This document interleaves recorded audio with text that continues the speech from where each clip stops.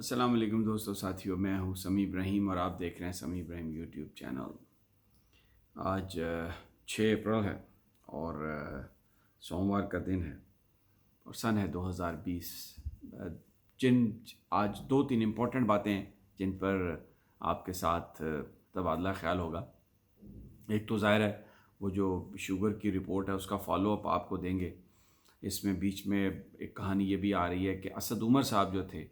ان کو وزارت خزانہ سے جو ہٹایا گیا تھا وہ کوئی اس لیے نہیں ہٹایا گیا تھا کہ انہوں نے IMF جانے میں دیر کی تھی،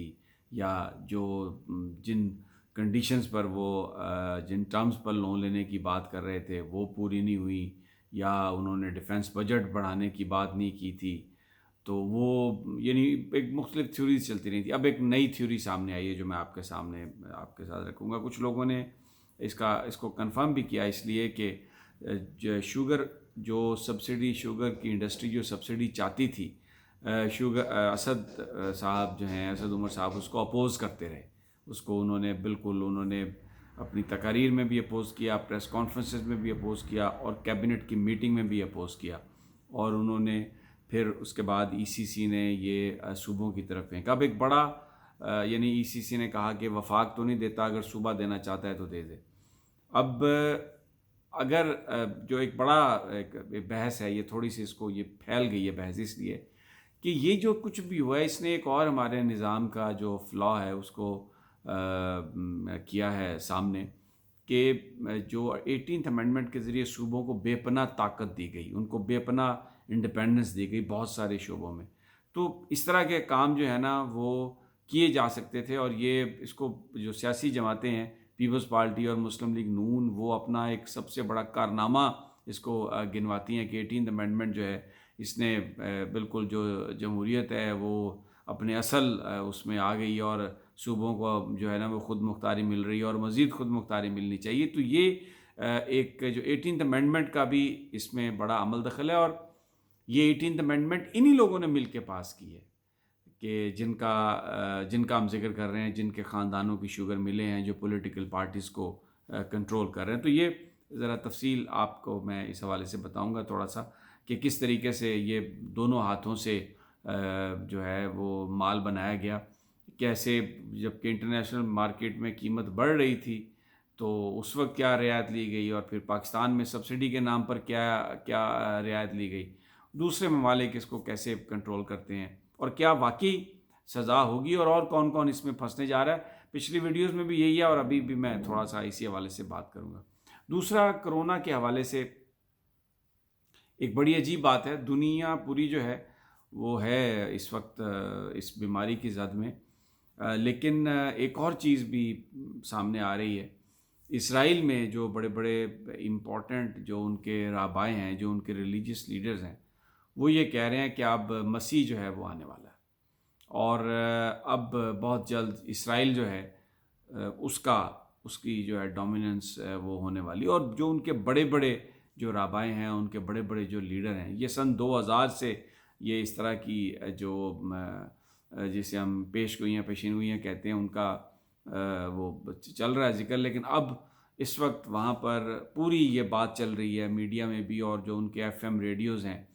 اور وہ سب لوگ یہ یقین کر چکے ہیں کہ اب جو مسیح ہے وہ آنے والا ہے، اور دنیا کے اندر جو ڈومیننس آنے والی ہے وہ یہودیوں کی آنے والی ہے۔ اور ان میں سے ایک جو ان کے جو یہودی ہیں وہ یہ کہتے ہیں کہ جناب جو رابع ہیں ان کے، وہ کہتے ہیں کہ وہ مسیح سے ان ٹچ ہیں، اور ان کی جو حکومت میں بھی ایسے لوگ ہیں۔ تو ایک سوال یہ اٹھ رہا ہے کہ یہ جو سب کچھ دنیا بند ہوئی ہے، دنیا کے کاروبار ختم ہو رہے ہیں، اور جو بڑی بڑی لیڈنگ کمپنیز جو پہلے اور ممالک کی کمپنیز تھیں، وہ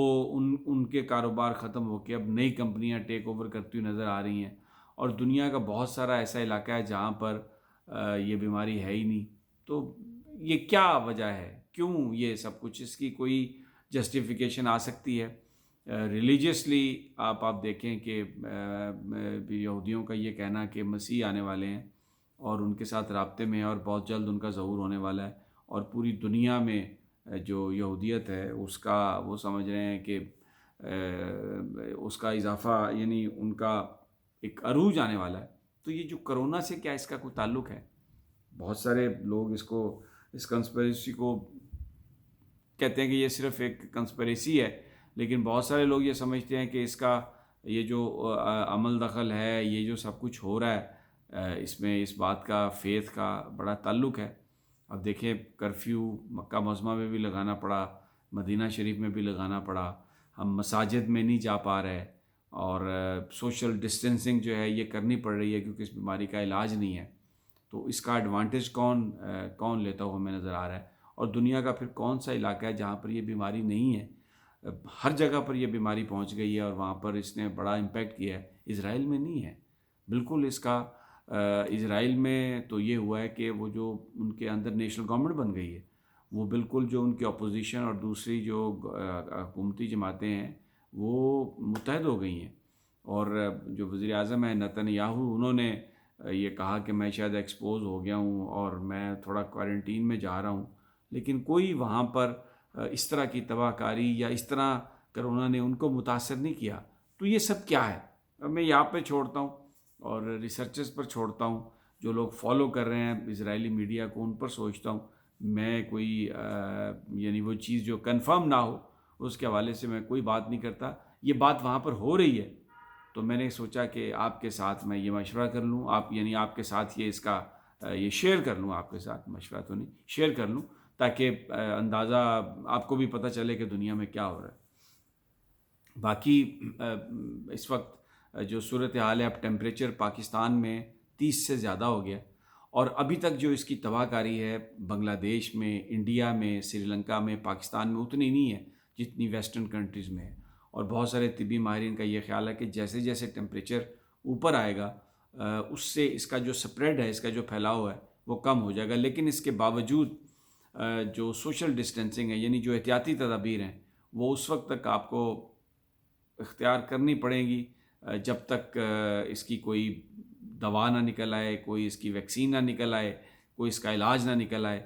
لیکن الحمدللہ اب اس کی وجہ سے پھر بہت سارے بزنسز اب کھل رہے ہیں۔ اب یہ ایک وہ نشان ہے، ایک بڑا سوالیہ کویسچن بھی ہے کہ تقریباً 36 بزنسز پنجاب حکومت نے کھول دیے ہیں، جن میں فارماسوٹیکلز تو آلریڈی ہیں، جس میں کھانے پینے کی ہیں، سینیٹری کی چیزیں ہیں، لیدر کی چیزیں ہیں، گارمنٹس ہیں، سرجیکل میڈیکل اکوپمنٹ ہے، سپورٹس اکوپمنٹ ہے، کنسٹرکشن سے ریلیٹڈ بہت ساری چیزیں جو ہیں وہ کھول دی گئی ہیں، تاکہ ملک میں جو اس وقت جو ہے یعنی ایک تو لوگ تنگ ہیں، بہت زیادہ گھروں میں بند ہیں، کاروبار نہیں ہے، اکانومی کو بہت زیادہ نقصان نہ ہو، تو یہ ایک تھوڑا اس میں ابھی بزنس کو کھولا ہے، لیکن احتیاط کی بڑی شدید ضرورت ہے، کیونکہ اس وقت بھی اگر آپ نے کچھ تھوڑا سا بھی آپ نے احتیاط نہیں کیا تو معاملہ خراب ہو جائے گا، کیونکہ سپریم کورٹ میں جو رپورٹ حکومت نے پیش کی ہے اس کے مطابق اس ماہ کے اینڈ تک 50,000 لوگ اس بیماری میں مبتلا ہو سکتے ہیں۔ اب اگر یہ خدا نخواستہ ہو گئے تو پھر یہ جس انداز میں پھیلتی ہے، علاج اس کا کوئی نہیں ہے۔ اس کا علاج یہی ہے کہ اگر آپ کا مدافعتی نظام ہے تو آپ بچ جائیں گے، نہیں تو ادروائز اس کا علاج کوئی نہیں ہے۔ اور جن ممالک نے اس کو کنٹرول کیا ان میں سے یہ بھی میں آپ کو بتا دوں، جرمنی سر فہرست ہے۔ جرمنی میں شرح اموات بہت کم ہے، اس کی وجہ یہ ہے انہوں نے کیسے اس کو کم کیا۔ انہوں نے کیا کیا کہ انہوں نے لوگوں کو ٹیسٹ کیا۔ ہمارے ہاں تو یہ کم اس لیے بھی ہمیں پتہ چلتا ہے کہ ٹیسٹنگ ہی کوئی نہیں ہے۔ 22 کروڑ کا ملک کا ٹوٹل ٹیسٹ کتنے ہوئے ہیں لوگوں کے، تو اس میں سے جتنی ریشو ہے باقیوں کو ہے یا نہیں ہے ہمیں تو نہیں پتہ۔ جرمنی ایک ہفتے میں 3.5 لاکھ ٹیسٹ کر رہا ہے۔ انہوں نے ٹیکسی بنائی ہے جس کا نام دیا کرونا ٹیکسی، اس میں ہیلتھ ورکر بیٹھے ہیں، وہ گلیوں میں سڑکوں میں ٹریول کرتے ہیں، جہاں پہ جو بندہ نظر آتا ہے اس کو ٹیسٹ کرتے ہیں، اور ٹیسٹ جو ہے وہ 5-7 منٹ کے اندر اندر اس کی رپورٹ آ جاتی ہے، اور اگر وہ خدا نخواستہ پازیٹیو ہے تو فوری طور پر اس کا علاج کرتے ہیں۔ جو زیادہ اموات مغرب میں ہوئی ہیں اس کی ایک وجہ یہ بھی ہے کہ جو وینٹیلیٹر ہے جس پر مریض کو ڈالتے ہیں، اگر اس کو سانس نہ آ رہا ہو مصنوعی سانس دینے کے لیے، تو وہاں پر وہ اس وقت ڈالتے ہیں وینٹیلیٹر پہ جب مریض بالکل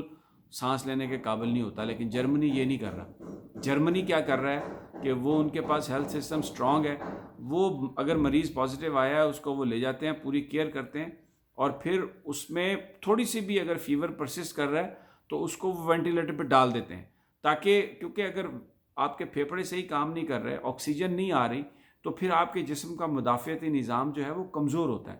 تو وہ اس سٹیج پر جانے سے پہلے ہی وینٹیلیٹر پہ بندے کو ڈال دیتے ہیں، جس سے اس کا جو ریکوری ہے، اس بیماری سے نکلنا جو ہے وہ ذرا اس کی سپیڈ تیز ہے۔ تو جرمنی لیڈ کر رہا ہے اس وقت، اور وہاں پہ ریٹ سب سے کم ہے اموات کا، اور دوسرا جو ان کا ہیلتھ سسٹم ہے وہ اتنا چوک نہیں ہوا، اور ان کی ٹیسٹنگ بہت زیادہ ہے۔ بہرحال اب آ جاتے ہیں وہ جو میں نے شروع میں آپ سے ذکر کیا تھا کہ اسد عمر صاحب بھی جو یہ جو شوگر کے حوالے سے جو معاملہ ہے، اب جو سامنے بات آ رہی ہے کہ یہ کیونکہ جہانگیر ترین صاحب، خسرو بختیار صاحب اور علائز اور بہت سارے جو لوگ ہیں وہ اتنے زیادہ اسٹرانگ تھے کابینہ میں بھی، کہ انہوں نے خسرو بختیار صاحب کو اس سے علیحدہ کروا دیا وزارت خزانہ سے، ان کو اسد عمر صاحب کو۔ اب بہت سارے لوگ یہ کہہ رہے ہیں کہ جی عمران خان صاحب اپنی حکومت کے خلاف کیسے کام کریں گے؟ بھئی آپ سے اگر یہ عمران خان صاحب اپنی رپورٹ نہ اس کو پبلک کرتے، اب تو یہ لوگ کرونا کے چکر میں لوگ اس کو بھول گئے تھے، لیکن ایک اور ہمارے دوست صحافی ہیں، آج میں ان کا ٹویٹ پڑھ رہا تھا، یہ میں ذکر اس لیے کر رہا ہوں کہ آپ مجھے یہ بتائیے کہ جی وہ فلاں ٹی وی، ہم ٹی وی نے یا پتہ نہیں کسی ٹی وی نے اس کو رپورٹ ان کے پاس چلی گئی تھی، تو بس کیونکہ انہوں نے رپورٹ چلا دی تو اس لیے وزیر اعظم کے پاس کوئی چارہ ہی نہیں تھا۔ پتہ نہیں، یہ اللہ تعالی ہم سب پر رحم کرے۔ اور واقعی وہ جو وہ ایک لیتے ہیں ایک جانور کا نام، کہتے ہیں کہ وہ رات کو سوتے وقت نا اپنی اس کی ٹانگیں اوپر ہوتی ہیں،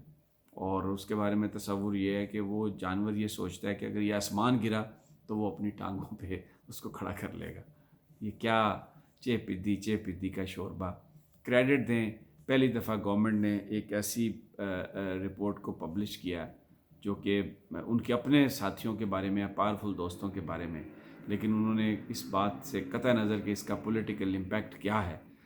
اس کو انتظار کریں، اس کو رپورٹ کو پبلک کیا ہے، فورینزک آنے والا ہے، اور آپ کے سامنے دودھ کا دودھ پانی کا پانی ہو جائے گا۔ یہ 18th امینڈمنٹ بھی آپ کو دیکھنی پڑے گی، کیونکہ انہی پولیٹیکل پارٹیز نے بدنیتی کی بنیاد پر اصل میں، لیکن